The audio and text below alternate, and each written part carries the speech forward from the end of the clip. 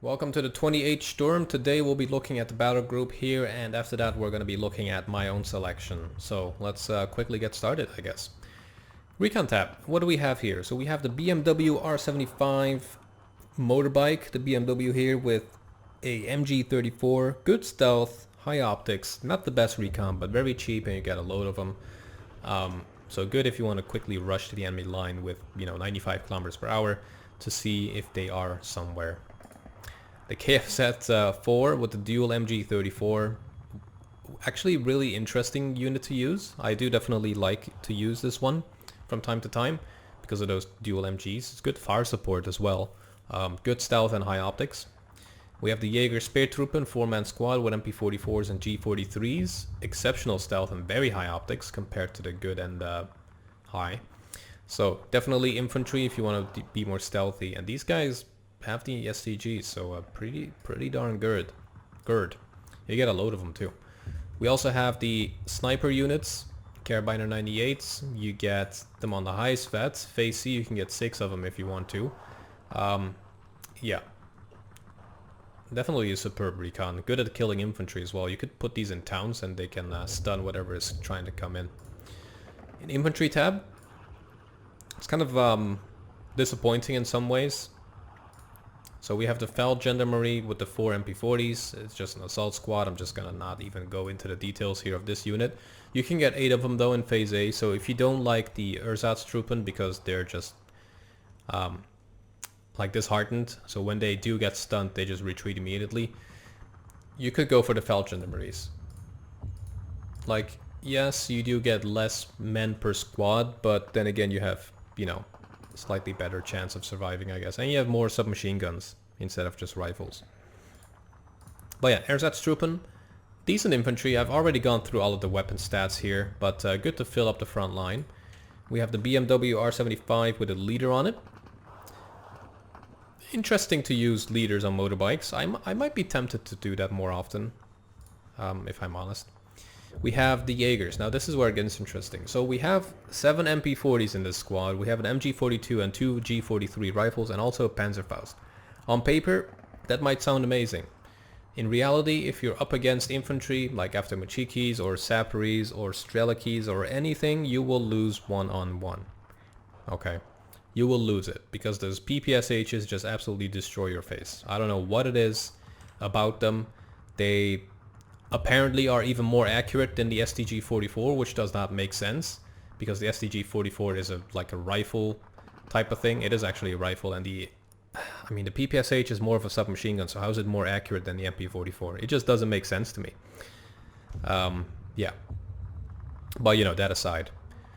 Yeah, decent to use. So what I would recommend is, actually this is what I've done after a few games with this battle group, is put 1 card on mid veterancy and 1 on the highest, and I've noticed that if you put them on the highest vet, they immediately wreck the infantry. And sometimes these units get cut off because you just don't have enough leaders to give them that buff. And by going for the highest vet, you don't need a leader or a commander linked to this guy. It's already on the highest possible veterancy. But yeah, otherwise you would have to have more leaders and more commanders in your deck. So you could do that. We also have a Jaeger Führer, 2 MP40s, 2 MP44s, and a Panzerfaust. Really good professional leader unit. Like, I gotta say, that's pretty. That's a really good loadout right there. And they have Panzerfaust, so that's really interesting.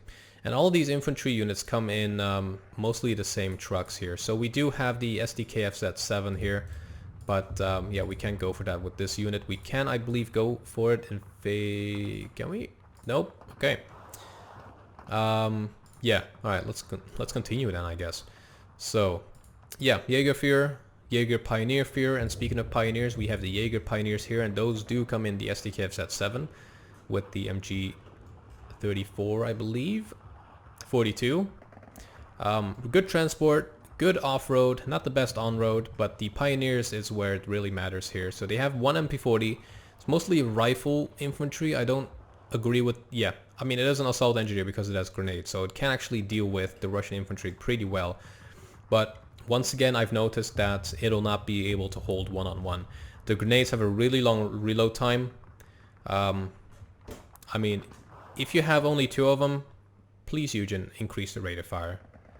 2 rounds per minute, that is 1 every 30 seconds. It would take me 4 seconds to throw both of those grenades. Like, it shouldn't be that long. I know it's a balance thing, but if you want to deal with the Russians, you gotta throw those nades faster, because one-on-one these guys will lose against anything the Russians throw at you. This grenade thing will drop them to like half suppression, but the lack of SMGs is gonna hurt, and the Russians with the PPSHs are just gonna destroy them really quick.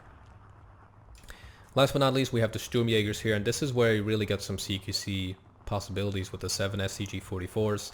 And once again though, if you're up against Machikis, you're gonna lose. They do have the anti-tank rifles, they do have an LMG, and they do have some rifles. So this is a good all-around infantry, and if you couple them with the Jaeger Pioneer, then you can deal with the Russian infantry. In the tank tab, not much. We have a Stug 3G. You can get quite a bit of these. You can get 30 of them, but it's going to cost you 2,100 points if you want to get all of them. So, I don't know. Probably not a good idea. And we also have a leader variant. So that's also something you should consider when building these. Like, are you going to be able to actually call those units out? Because you don't get unlimited amount of points. That's what you should think about. So, flamethrowers in phase A to help with those pesky Ruskies. We do have a Jaeger Flammenwerfer. You get 4 of these on mid, 6 on the lowest. Probably would go for the mid veterancy because it's a 2-man squad. You want to be able to, you know, do some good damage. We have the 50mm mortar in the infantry or support tab as well. Really close range, but good rate of fire. It's a 50mm. Yeah. I don't like them because usually they are too close. Well, whenever the enemy uses them, I easily find a way to kill them, either by countering them or literally by just having my infantry fire at them.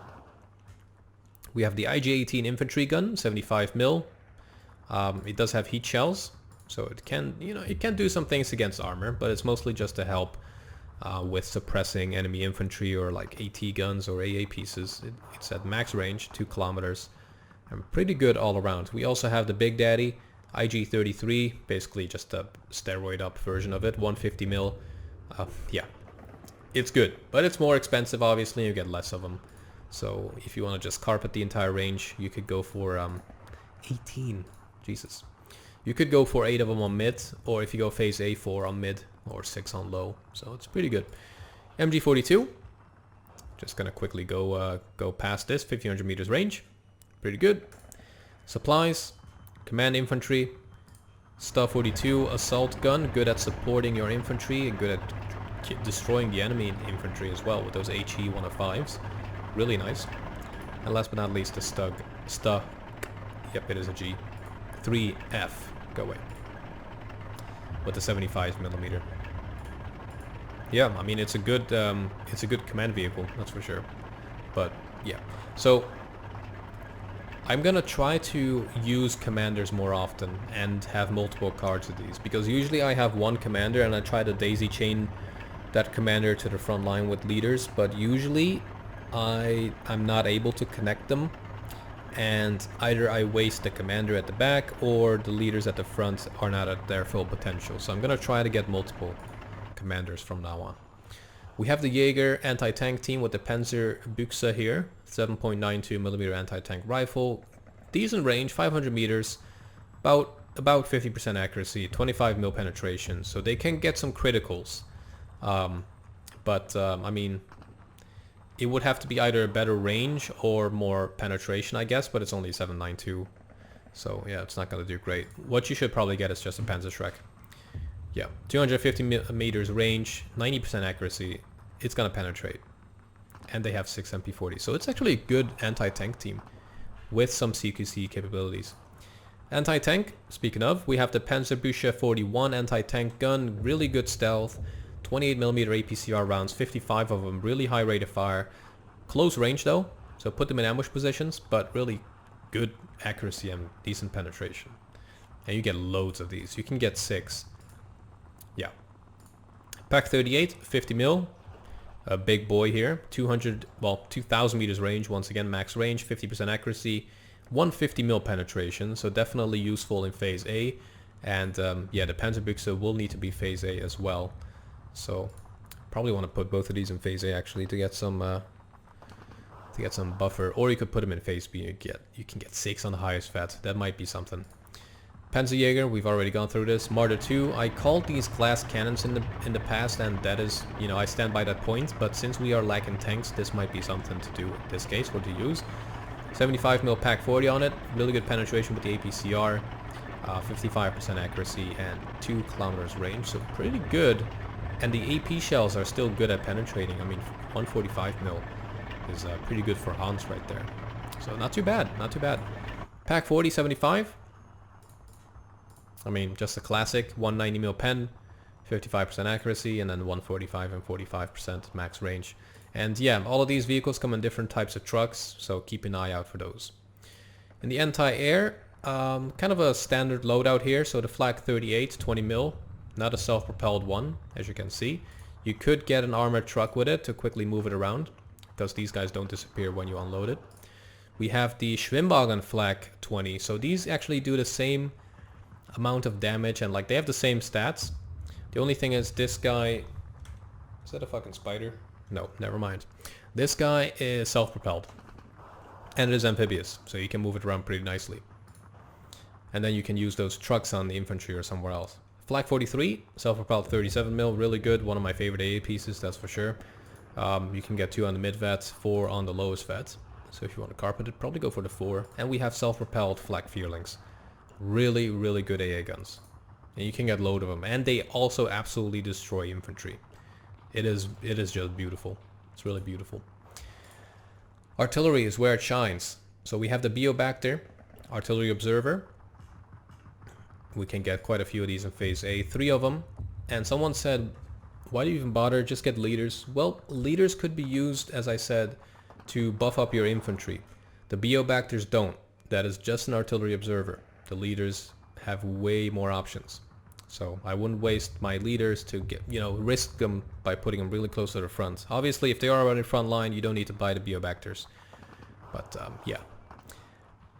Speaking of, we have a battery Führer here.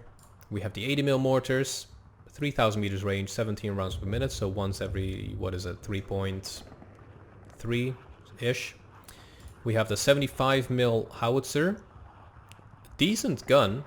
It can fire across the map, 24% accuracy, decent damage, but what I would recommend is the 105 here. It has a muzzle brake and I guess therefore higher accuracy, probably because of its higher caliber as well, larger caliber. But I think it's actually the muzzle brake because this guy has a lower accuracy. Yeah, definitely gonna be putting this in there, that's for sure. And yeah, compared with the 75, it just does way more damage as well. The rate of fire is 1 round less, but with that accuracy bonus and the damage, it's not gonna matter. We have the artillery, well, air artillery observer, 172.5mm off-map artillery, interesting caliber to use.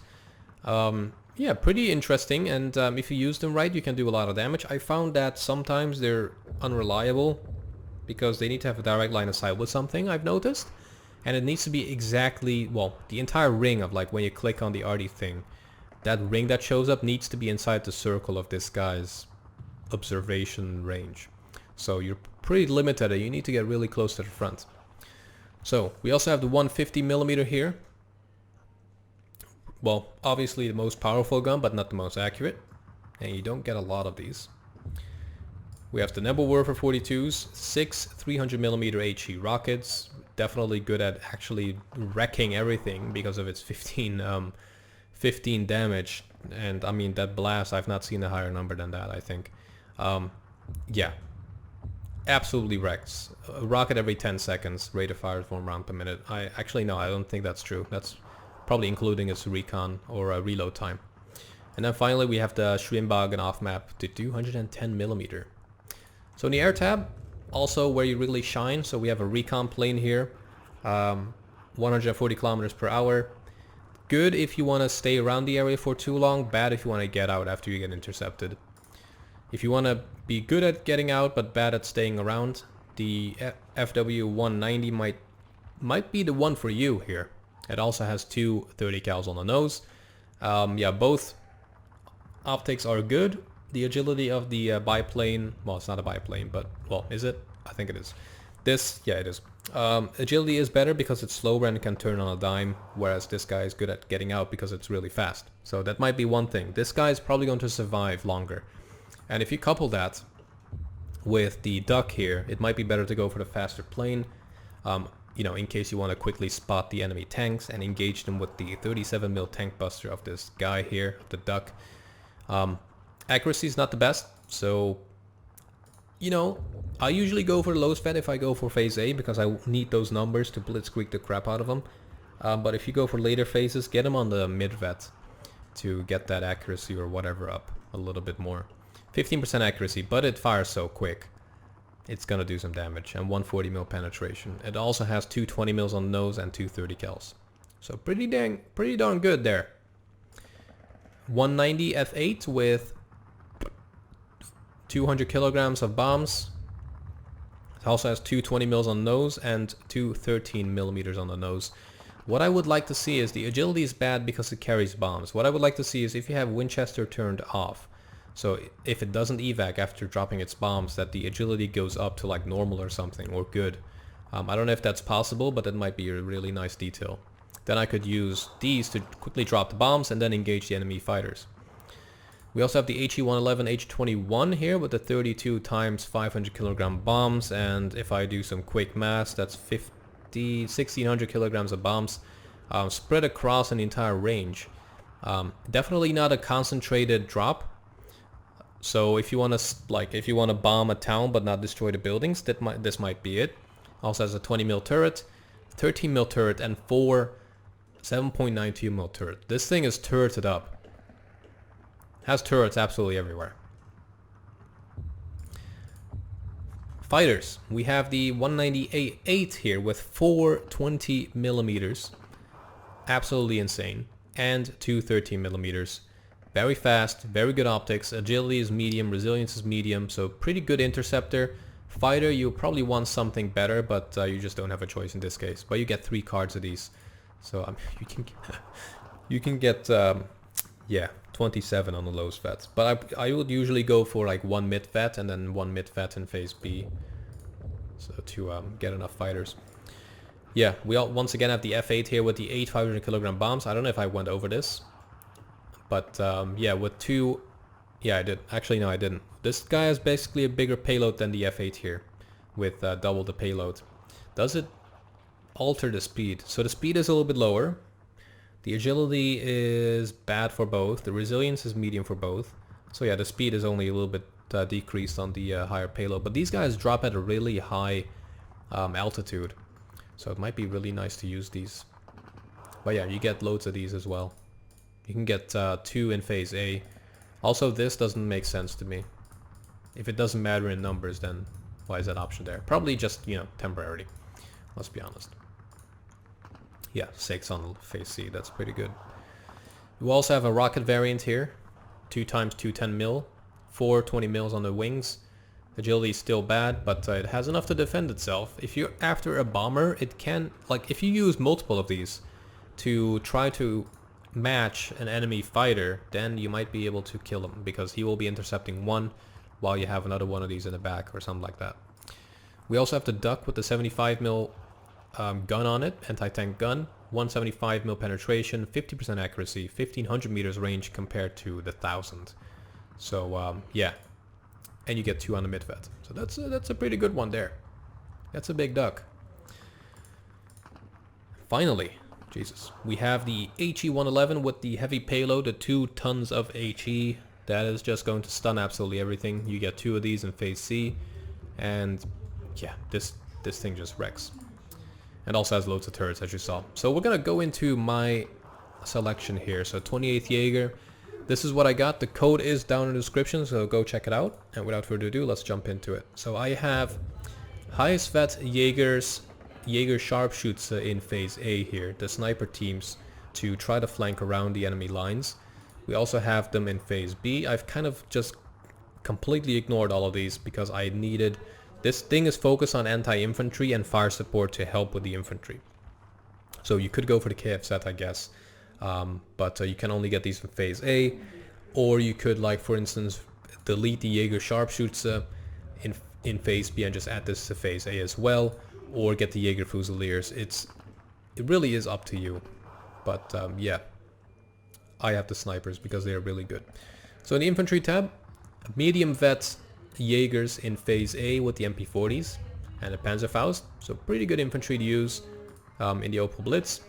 We also have the Jaeger Pioneers in Phase A and the SDKF set 7 with the MP40s and the G43 rifles. And these guys have the grenades, so coupled with these, they can probably do quite a bit of damage against infantry. Whereas the Jaeger is really close range, lacking the anti-infantry, but has the, you know, the Panzerfaust. And then the Jaeger Pioneer can deal with the infantry. Sturmjägers. Definitely the best unit you can get in this battle group, so I've put them on the mid-vet.